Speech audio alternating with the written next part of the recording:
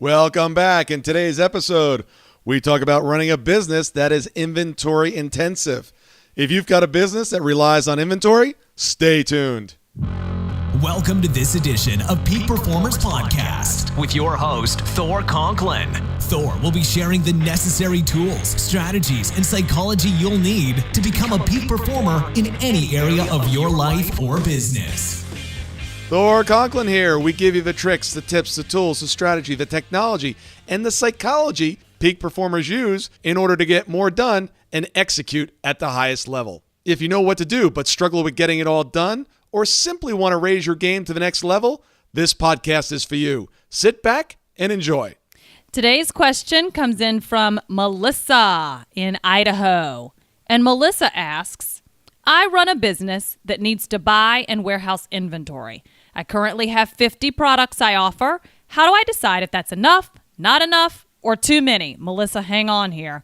Thor is very, very, very passionate about this. He ran and owned a warehousing, inventory-intensive business for years. Okay, brace yourself, Melissa. Thor, go. Hi, Melissa. How are you? Yeah, this episode might be a little slanted, but here it goes. I'm not a huge fan of inventory-intensive businesses, and that's just a personal preference. So part of this sounds a little slighted or slanted or one direction. Just understand where my experience is coming from. But it's an important question to ask, and there are some do's and don'ts in this area. Here's one of the biggest problems that I see businesses doing that have high inventory issues. One is understand that all your inventory that you have, that you've paid for or will be paying for, is tying up your cash. And there's only one reason why businesses go out of business. Only one. It's lack of cash, or you run out of cash. So if it's tied up in inventory, you cannot pay your bills with inventory. Trust me, I think I've tried that once or twice. You need cash. Every year is something that I did and I recommend to every single business is go through every single thing that you sell. Figure out how many items you have. If you have different sizes or different colors, you got to treat each one of these separately. Figure out which ones are selling. You will find that generally 80% of your profits are coming from 20% of your products or services. Find out where you're making money. Now, you know me, when I'm talking about making money, I'm not interested in the top line. I don't care if one product you're able to sell at $10,000 and the other products you're only able to sell at $1,000. I want to know where you're making money. So if a $10,000 product costs you $9,500, you're making $500. If a $1,000 item that you're selling, you're buying that for $200 and you're making it $800, you're making a better margin on the lower product. So I want to know, where are your gross profits coming from? Not only on an individual basis, but as a collective group. Then look at those 20% of your products that are producing 80% of your revenue, 80% of your profits. See, I even messed it up. I said revenue.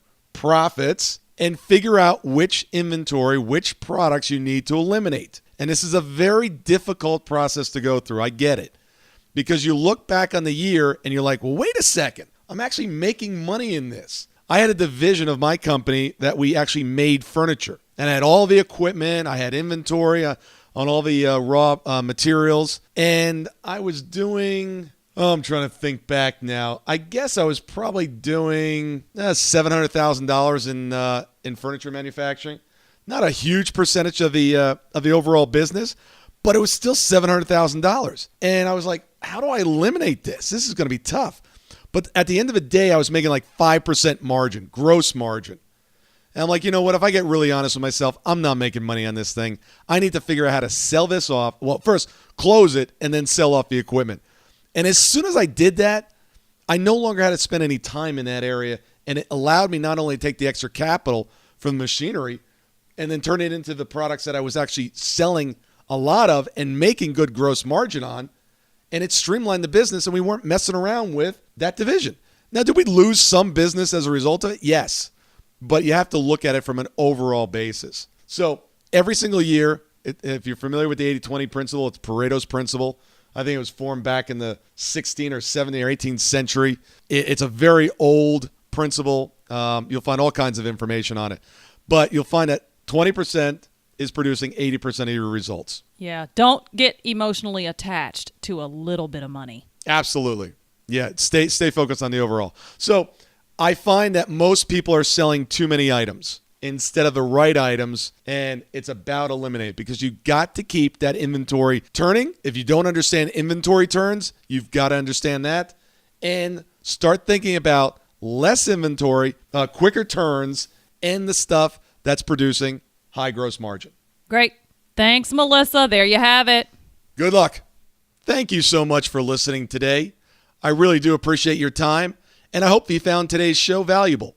If you would like to receive these shows automatically to your phone or to your computer, simply go to iTunes and subscribe. After listening to several of the shows, if you're so inclined, please leave us a 5-star rating, as this helps us reach additional people and spread the message.